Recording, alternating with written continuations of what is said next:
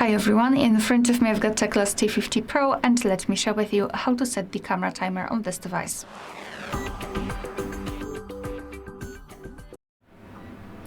So let's start with opening the camera app.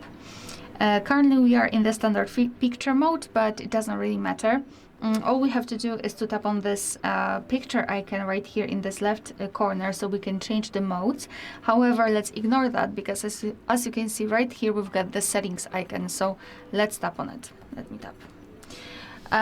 Right here we've got the settings and all we have to do here, let me go back to this option. All we have to do is to localize the second option, which is self timer, so just tap on it.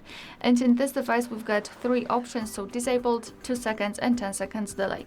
So let me tap on 10 seconds delay, mark it, and as you can see it is notified right here. So let me go back to the camera, and now after tapping on the shutter button our device will count down from 10 or 3 depending on which option you've chosen, and after that time it will simply take a photo.